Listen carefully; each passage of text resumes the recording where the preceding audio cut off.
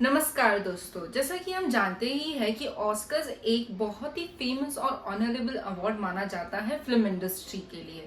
पर आपको ये पता है कि ऑस्कर का रियल नेम ऑस्कर्स नहीं है, उसका रियल नेम है द एकेडमी अवार्ड्स। लेकिन इससे भी दिलचस्प कहानी ये है कि जो अवार्ड्स देने का कॉन्सेप्ट जो बनाया गया था वो हॉलीवुड की गिरती हुई रेपुटेशन को बचाने के लिए बनाया गया था। और आज के टाइम में ये अवार्ड्स इतने ऑनरेबल और फेमस हो चुके हैं कि जो बड़े बड़े एक्टर एक्ट्रेस फिल्म मेकर्स हैं वो भी इस अवार्ड को पाना चाहते हैं और उसको पाने का सपना देखते हैं। इस साल का जो ऑस्कर था वो इंडिया के लिए काफी स्पेशल रहा क्योंकि इंडिया की 3 फिल्म्स नॉमिनेटेड थी।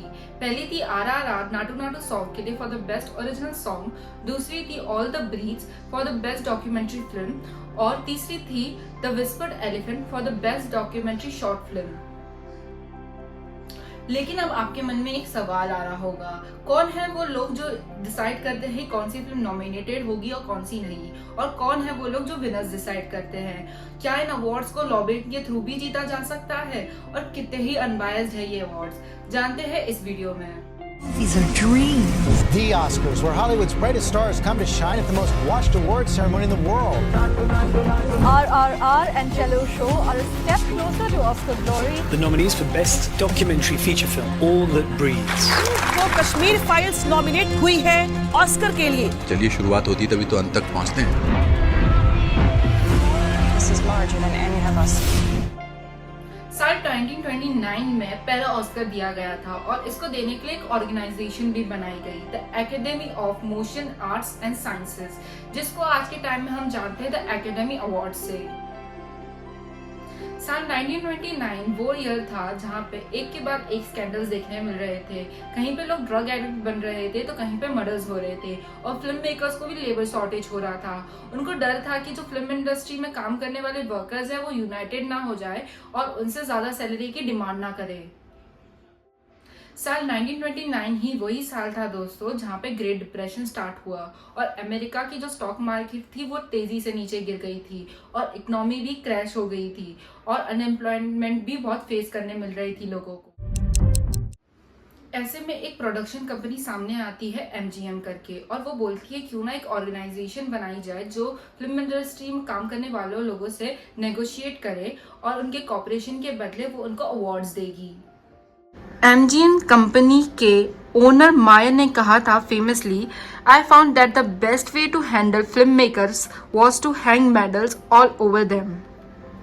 तो जो शुरू के जो अवार्ड्स दिए गए थे एक्टर एक्ट्रेस डायरेक्टर्स को वो सिर्फ बहकाने के लिए दिए गए थे, बट साल ब साल वो ये अवार्ड्स इतने बड़े होते गए और इनको एक ऑनर की तरह देखने जाने लगा। साल 1956 में ऑस्कर ने एक न्यू कैटेगरी इंट्रोड्यूस की गई, बेस्ट फॉरेन लैंग्वेज फिल्म, जिसमें सिर्फ अमेरिकन फिल्म्स नॉमिनेटेड हुआ करती थी और विनर्स हुआ करती थी और इक्का दुक्का यूरोपियन फिल्म्स हुआ करती थी। इंडिया ने अभी तक इस कैटेगरी में कोई भी अवार्ड नहीं जीता है, पर हाँ हमारी कुछ फिल्म जरूर नॉमिनेटेड हुई थी। साल 1957 में मदर इंडिया, साल 1988 में सलाम बॉम्बे, साल 2001 में लगान। और शायद ये वो टाइम था जहाँ पे हम इस कैटेगरी में अवार्ड जीतने के लिए काफी करीब थे।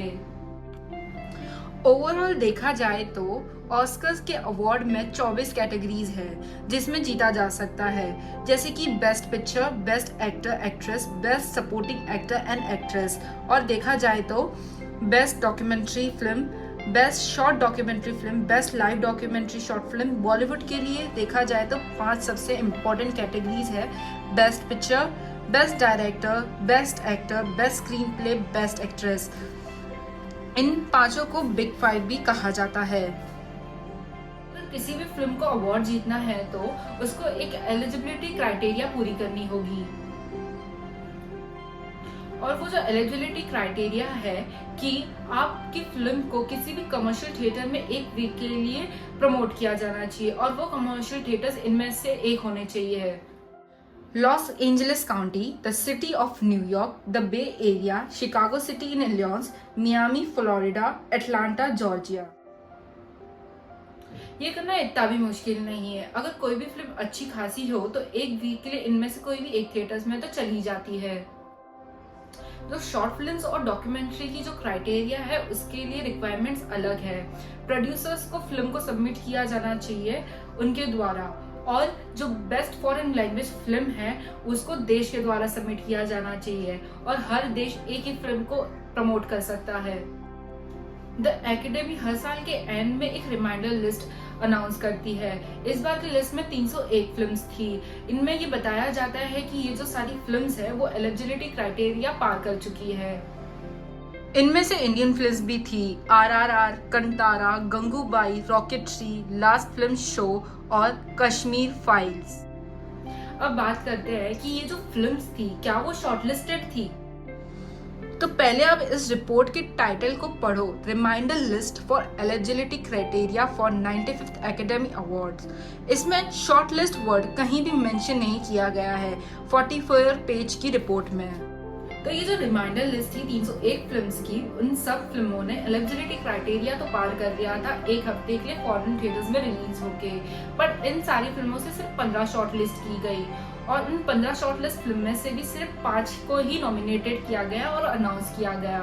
नाम बताया, इन्हीं 5 फिल्मों को नॉमिनेटेड किया गया और स्टेज पे इनका नाम बोला गया, और इनमें से सिर्फ एक ही विनर निकला। तो अब बात ये आती है कि विनर्स को कैसे डिसाइड किया जाता है। तो विनर्स को डिसाइड किया जाता है एक वोटिंग के थ्रू, जो ऑस्कर में कम से कम 10,000 लोग हैं वोटिंग करने के लिए, और ये सारे ही इंडस्ट्रियल प्रोफेशनल्स हैं। इनको डिवाइड किया जाता है एक सेपरेट ग्रुप में, लाइक एक्टर्स, प्रोड्यूसर्स, राइटर्स, मतलब अलग अलग फिल्म मेकर्स के ग्रुप में। ये जो वोटिंग की जाती है या फिर वो पेपर्स के थ्रू की जाती है या फिर वो ऑनलाइन की जाती है, और ये जो भी वोटिंग का रिजल्ट आता है वो मेजॉरिटी में आता है।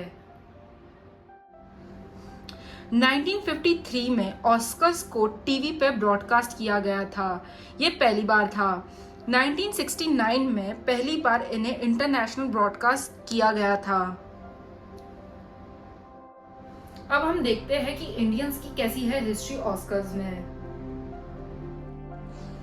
1983 में बहानु आथ्या ने इतिहास बना दिया था जब वो पहली इंडियन बनी एक ऑस्कर अवार्ड जीतने वाली।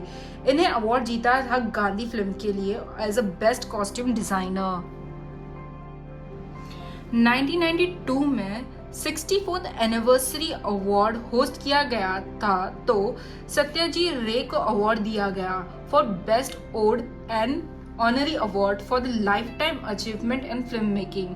ही वॉज द ओनली इंडियन जिनको ये ऑनर दिया गया। अगर इसके रिसेंट टाइम में आए तो AR रहमान को हम सभी जानते हैं। AR रहमान ने उन्हें 2 ऑस्कर जीते थे, स्लम डॉग मिलियनियर के लिए और दूसरा था जय हो के लिए बेस्ट ओरिजिनल सॉन्ग। उन्हें ये अवार्ड शेयर किया था गुलजार के साथ फॉर द बेस्ट स्कोर के भी अवार्ड दिया गया, और उसी साल एक और अवार्ड दिया गया था इंडियन को जो था बेस्ट मिक्सिंग सॉन्ग के लिए। उनका नाम था रेशुल पुलकेती।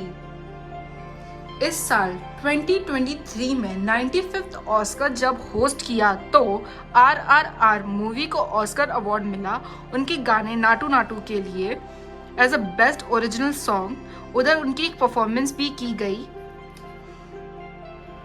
और दूसरा मिला द एलिफेंट विस्पर्स के लिए जो था डॉक्यूमेंट्री शॉर्ट फिल्म के लिए, और जो इसकी जो प्रोड्यूसर्स और डायरेक्टर थी वो दोनों ही इंडियन वुमेन्स थी। मैंने पहले भी बताया कि इंडिया के लिए इस साल का ऑस्कर काफी स्पेशल रहा, और इस साल दीपिका पादुकोण भी गई थी इंडिया को रिप्रेजेंट करने के लिए। तो इसी साथ इस वीडियो को करते हैं एंड मिलते हैं नई वीडियो में जल्द ही। Thank you.